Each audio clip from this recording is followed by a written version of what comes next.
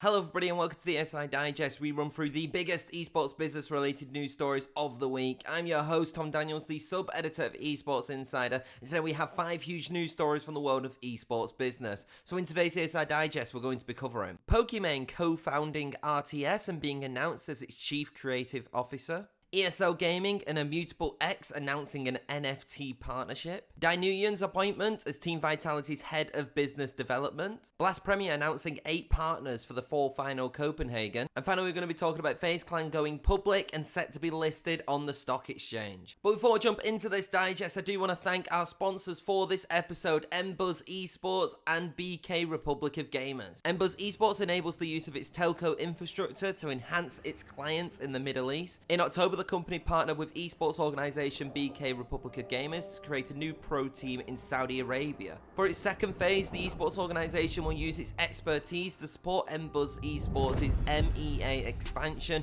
before finally going into phase 3, which is Africa. In addition, Mbuzz Esports has in the pipeline a tournament program in line with the FIFA World Cup 2022 and the Riyadh season 2022. If you do want to find out more about Mbuzz and BK Republic of Gamers partnership, then head over to their respective websites. So, let's get into the digest. Our first of the ESI Digest sees the launch of a new talent management and brand consultancy company, RTS, which has actually been co-founded by streamer Pokimane. As well as being the company's co-founder, Pokimane will also serve as RTS's chief creative officer. By only just launching, some of the brands already involved with RTS include Epic Games for the Fortnite World Cup and Facebook. Moreover, the firm will also own and manage the Evolution Championship Series, which is EVO, alongside Sony. Joining Pokimane at RTS is the likes of Stuart Saw, who's formerly of Twitch, as he has been announced as the company's new CEO. Kim Fan has also been announced as RTS's COO, and Stuart Lee as the VP of Talent Management. Finally,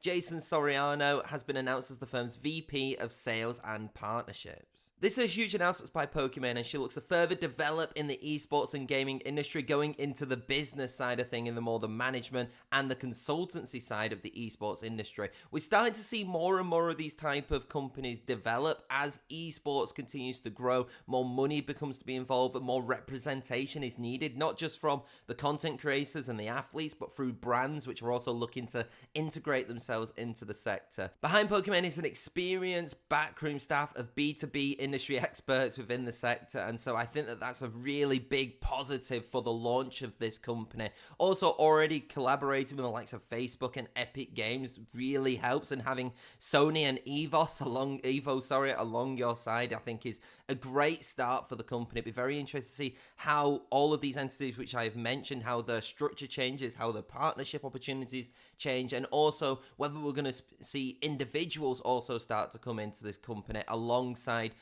organizations and teams as well. It's a really big opportunity to enter into this space, and I think it'd be very interesting to see where this company goes in the future.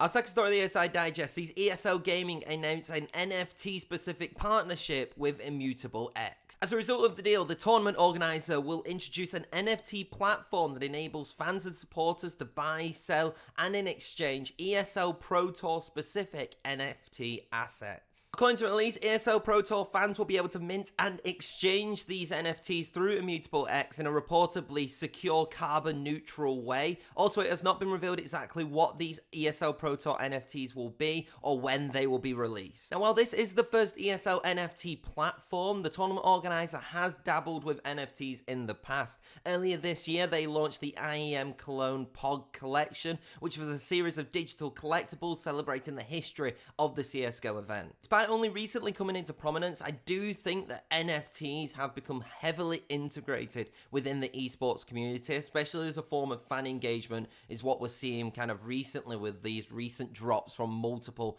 esports organizations. So it does kind of make sense for ESL to make a platform to help the development, the production, and obviously the exchanging and buying of NFTs specifically for the ESL Pro Tour. I think right now it's hard to judge the success of what this NFT platform would be. We do not know the price, we do not know the NFTs, and we also do not know kind of how many people are going to be interested in this, and that's kind of the risk, I think, with NFTs in general. It's all about fan demand, and if the fan demand is there, then this partnership could definitely be lucrative. Our third story of the ESI Digest sees Team Vitality appoint Duy Nguyen, formerly of AS Monaco, as its new head of business development. According to the release, Nguyen will be responsible for building relationships with the organization's existing partners alongside growing Team Vitality's revenue. Like a lot of Team Vitality's recent hires, Nguyen comes from a very traditional sports background, spanning across football and basketball. Nguyen has worked within the sponsorship and business development department of AS Monaco and Paris Saint-Germain.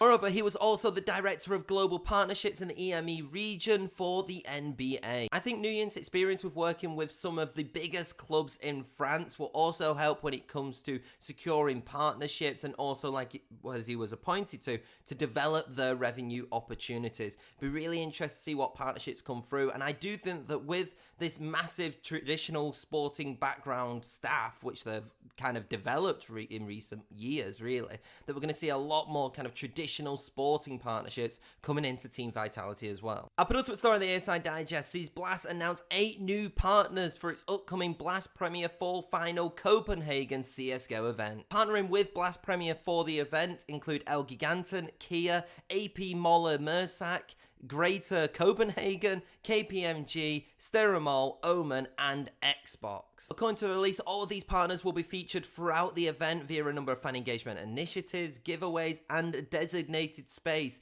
at the venue. What's really interesting about this announcement is that out of the 8 partners, 3 of them are partnering with Blast Premier for the first time, and those include Kia, AP Moller, and Xbox. I think the announcement of all these partners, which I believe takes the commercial portfolio of the event up to 13 separate partners, highlights kind of 2 major things. Firstly, the kind of development of Blast Premier being able to bring in not just kind of new non-endemic partners and a big partner in Kia, who has long associated itself now with esports, particularly in League of Legends, but also the fact that they're managing to retain partners as well, which shows kind of support for Blast Premier and previous events that they have done.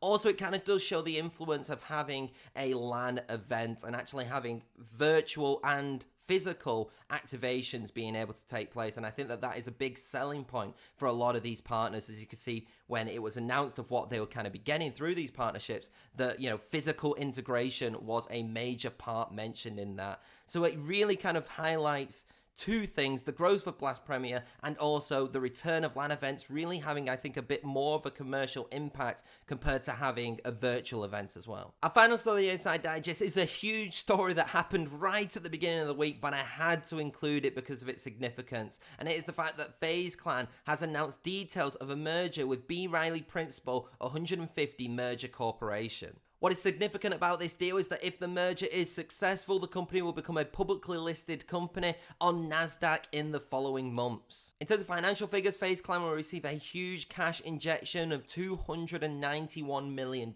These funds will be used to finance FaZe Clan's growth, which includes expanding its presence across content, gaming, entertainment, consumer products, and the metaverse. Throughout 2021, we've seen a range of esports organizations and entities become publicly listed as they look to go onto the stock exchange and to gain more of a financial boost because of the growth of the esports industry as well. But I would say that none are quite as big as what is happening now with FaZe Clan. This is a huge merger with a company, and it is also a huge kind of statement of intent for the esports industry. Now, I know that some question kind of whether FaZe Clan is more of like an entertainment company or an esports company, but either way they are associated with esports, and I think this puts a lot of eyes on the industry as well, and it'd be really interesting to see how FaZe Clan does compared to other more traditional esports organizations on the stock market as well, but only time will tell. And that's it for this week's ESI Digest. If you do want to follow up on any of the stories that I've covered, then don't forget to head over to Esports Insider's website. Also, don't forget to follow us on LinkedIn, Twitter,